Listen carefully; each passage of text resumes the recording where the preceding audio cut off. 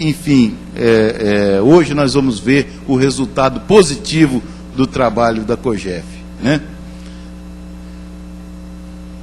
Então, os ajustes que foram propostos e que conseguimos fazer, visavam o pagamento em dia das contribuições previdenciárias patronais, o pagamento em dia dos demais tributos e contribuições previdenciárias, o pagamento em dia dos parcelamentos das contribuições patronais do período, né, de junho de 2012 a janeiro de 2014. Isso aí representa mais ou menos um valor de R$1.300.000 por mês que a FEB tem que pagar. Quero lembrar, a FEB nunca pagou isso. A FEB nunca pagou, nunca havia pago isso aí. E por isso, a dívida e todas essas consequências aí. Mas, a partir desse ano, nós estamos conseguindo pagar todos os meses cerca de R$1.300.000, que representa essas contribuições e demais tributos aí. E que são condição inafastável para o funcionamento regular da FEB, conforme nós vamos ver. Quero lembrar também mais uma coisa, antes de prosseguir. Eu disse que o SEBAS, Certificado de Filantropia,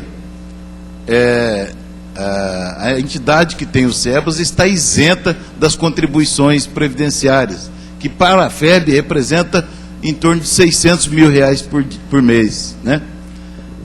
Esse certificado da FEB perdeu a sua validade, a FEB já teve esse certificado, mas perdeu a sua validade em 1994, ou seja, há 20 anos, e tinha que ser renovado para que a FEB continuasse usufruindo das isenções.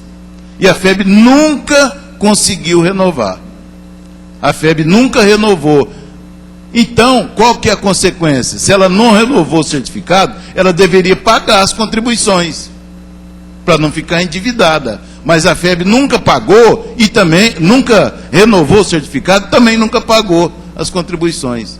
E é por isso que essa dívida foi gerada. Tá certo? Passa, Luciano.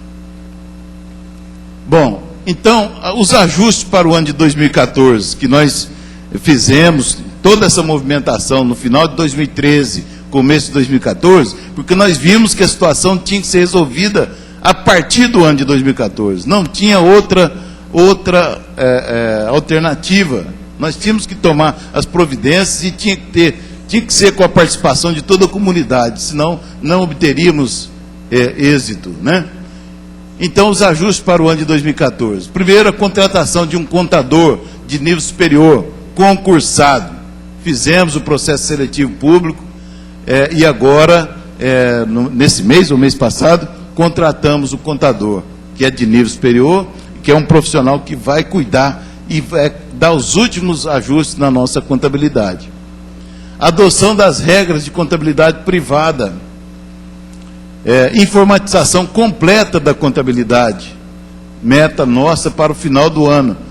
Se Deus quiser, no final do ano, a contabilidade da FEB estará completamente informatizada. Qualquer número que qualquer pessoa quiser saber, na hora ela vai apertar lá e vai saber, né?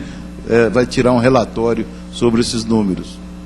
Implantação completa do programa TOTUS, que é justamente, vem a informatização da contabilidade, da parte de secretaria, todas as áreas acadêmicas e administrativas. Contratação de empresas para cobrança administrativa, mediante licitação, que estamos aí finalizando esse processo. Reestruturação da cobrança judicial, interna ou externa. Então, são medidas que nós estamos fazendo e nossa meta é chegar ao final do ano com tudo isso aí cumprido. Quais são os reflexos dos ajustes no ano de 2014?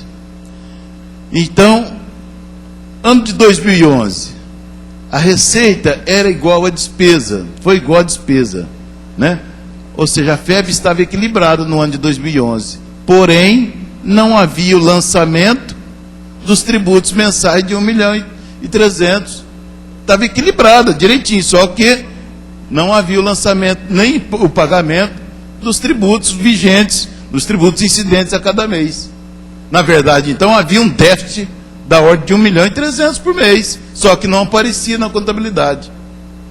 Certo? No ano de 2014, graças a Deus, a receita, conforme nós veremos, está praticamente até agora igual à despesa, mas com uma diferença muito grande, pagando em dia todos os tributos mensais, de cerca de 1.300.000. Então, no final do ano, a nossa expectativa é de ter um superávit de 1.800.000. 1.800.000 é pouca coisa comparado ao total da receita e da despesa da FEB, que estimamos em cerca de 50 milhões de reais, né? Então, não é que a gente quer esse superávit para sobrar, não é isso, não, é porque a administração financeira do dia a dia leva a isso, e nós não podemos ter déficit, né?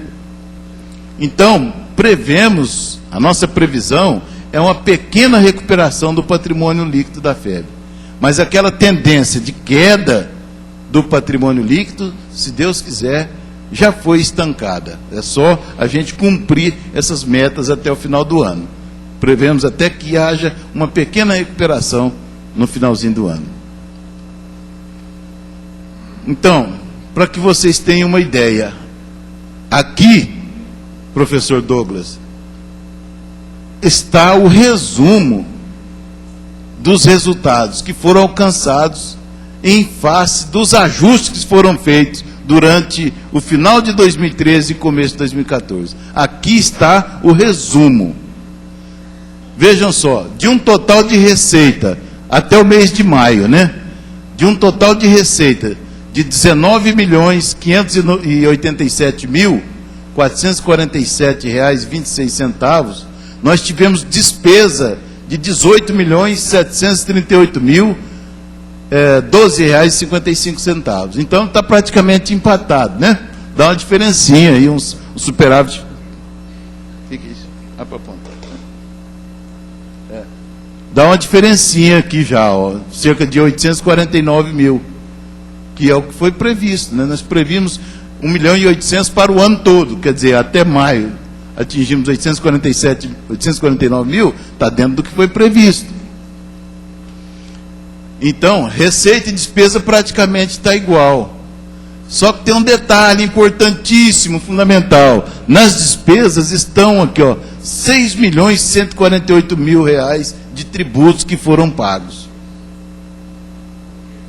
Um terço das nossas despesas representam as despesas com tributos que nós tivemos que pagar. Certo? Aí vocês vão dizer, mas é muita coisa isso aí. Esse é o Brasil. Se não pagar, fecha. Se não pagar, para. E a Receita Federal está preocupada com isso? A Dilma está preocupada com aquilo ali, ó. Com esse valor aqui, ó. Né? Esse é o nosso Brasil. Ou a FEB paga e continua funcionando, ou a FEB não paga e tudo vai parando, ó. Que nem falência múltipla de órgãos. Para falar no jargão aí da área da saúde, né? Que não é minha área, mas é a verdade, né? Então, eu quero, para finalizar, né?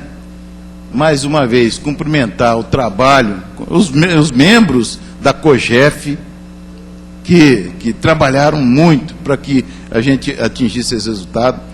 Quero cumprimentar todos os professores, todos os funcionários, os órgãos, demais órgãos colegiados, e lembrar também que nós fizemos 2 acordos coletivos de trabalho que foram aprovados por unanimidade. Eu nunca vi falar um negócio desse. Um acordo de redução de salário aprovado por unanimidade. Isso representa uma maturidade muito grande da comunidade acadêmica, né? Representa que os professores, os funcionários, entenderam a situação da FEB e decidimos todos marchar no sentido da solução definitiva desses problemas. E enquanto a gente estiver nessa situação, pagando tudo em dia, a FEB tem futuro. A FEB tem futuro. Nós podemos melhorar em muitas áreas, e vamos melhorar. Mas enquanto ela não estiver fazendo isso, se ela deixar de fazer esses pagamentos, a nossa saúde fica comprometida e brevemente pode vir o colapso. Essa é a realidade. Certo? Não tem mais como adiar.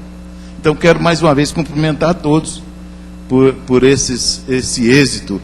E o Wander tem aqui mais detalhes até para esclarecer o que o Douglas perguntou. Bom dia a todos. Aqui é só para comparar, né? Os dados que o professor Reginaldo apresentou já estão bem compilados, mas essa planilha, tenta colocar tudo no Zoom aí na tela ao mesmo tempo, Lu, por favor. Diminui aqui, ó, até caber. Porque o importante, na verdade, é os números que estão lá.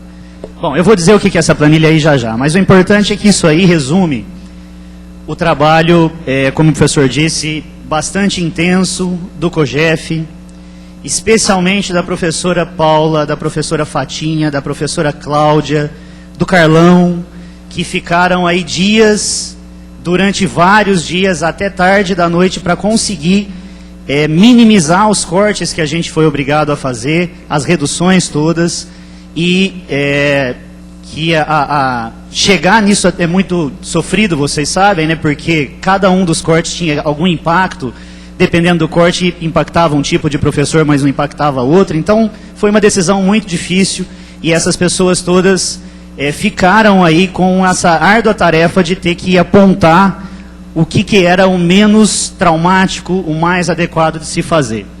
E esse trabalho também, né, de apontar o que tinha que ser cortado, foi feito por esse grupo, especialmente nessas pessoas que eu falei, mas tem também um trabalho muito grande aqui de fazer aquilo acontecer, que aí eu enalteço o trabalho do Manuel, da Cristina, da Cristiane, da Silvia lá do financeiro, que lidam com isso no dia a dia, que recebem ligação de fornecedor, segura, negocia, não é algo gostoso de fazer, não.